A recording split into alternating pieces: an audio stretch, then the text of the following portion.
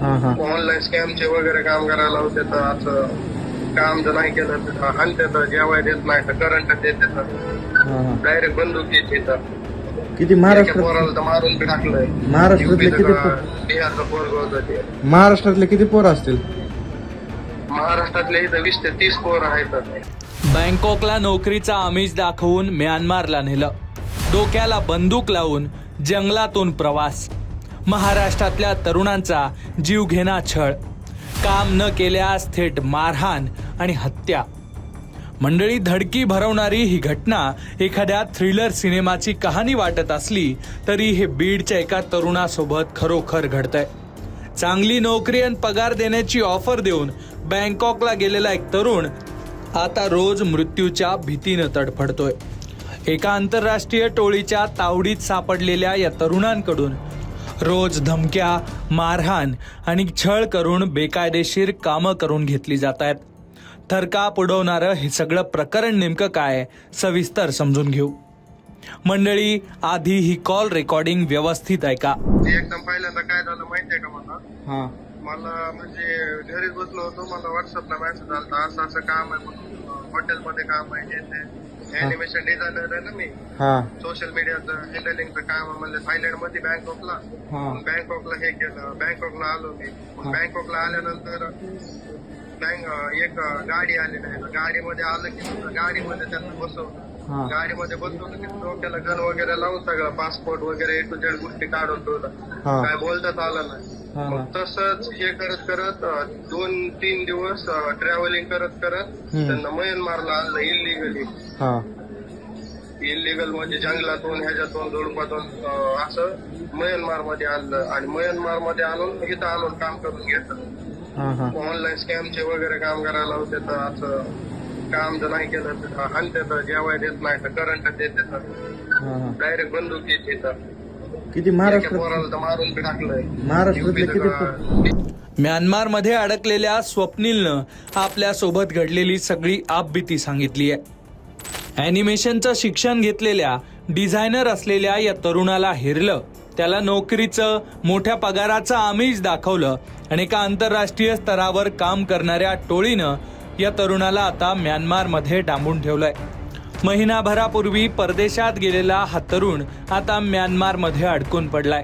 स्वप्नील काळुंखे असं या तरुणाचं नाव असून तो मूळ बीड जिल्ह्यातल्या केज तालुक्यात असणाऱ्या नांदूरघाट गावातला रहिवासी आहे. हा सगळा प्रकार जेव्हा स्वप्नीलने लपून फोन करून घरच्यांना सांगितला तेव्हा त्यांच्या पायाखालची जमीन हादरली आहे. आपल्या लेकाला परत आणण्यासाठी आता ते रोज वेगवेगळ्या यंत्रणांपुढे, नेत्यांपुढे विनवण्या करतायत. महिना झालं तो गेलेला आहे. तिनं आम्हाला बात करतो, पण त्याला थोडी तकलीफ आहे. तिकडं सगळं नंबर 2चं काम त्यांच्याकडून करून घेतलं जातंय. नाही केलं तर त्यांना मारलं जातंय. त्यासाठी आम्ही इकडं SP ऑफिस, सायबर पोलीस स्टेशनला तक्रार दिलेली आहे. आणि त्यांचे काय आम्हाला काय त्यांचा अजून रिप्लाय आलेला नाही. त्यांनी त्यांच्याच्यानं जेवढे प्रयत्न होते पोलीस प्रशासन करते, त्याच्यात तेवढी आम्हाला त्यांनी माहिती दिलेली आहे. माझी अशी माहिती म्हणणं आहे की जे महाराष्ट्राचे मुख्यमंत्री, उपमुख्यमंत्री, देशाचे पंतप्रधान, परराष्ट्रमंत्री यांनी याच्यामध्ये लक्ष घालून माझ्या मुलाबरोबर भारतातले 700 ते 800 लोक तिथं अडकलेले आहेत, त्यांना घेऊन यावं एवढं माझी विनंती आहे. दरम्यान या प्रकरणाची दखल घेत धनंजय मुंडे यांनी मुख्यमंत्री देवेंद्र फडणवीस यांना पत्र लिहिलंय. त्यांच्याकडून केंद्र सरकारच्या मदतीनं स्वप्नीलसह तिथे अडकलेल्या भारतीय तरुणांची सुखरूप सुटका करण्याची मागणी केलेली आहे. तर दुसरीकडे स्वप्नीलची पत्नी, आई वडील आणि सासऱ्यांनी मुख्यमंत्री, परराष्ट्रमंत्री आणि पंतप्रधान नरेंद्र मोदी यांच्याकडे भावनिक साथ घालत स्वप्नीलला सुखरूप मायदेशी परत आणण्याची मागणी केलेली आहे.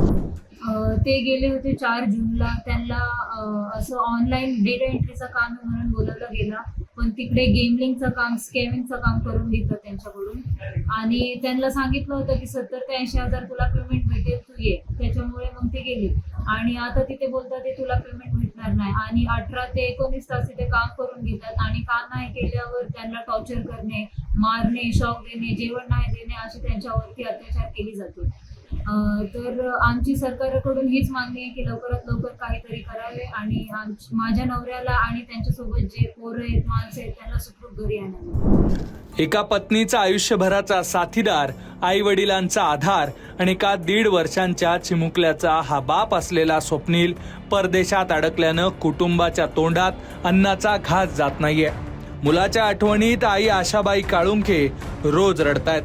माझ्या मुलाला खूप त्रास देतायत, त्याला सुखरूप घरी आणा, एवढेच शब्द त्यांच्या तोंडातून निघतायत.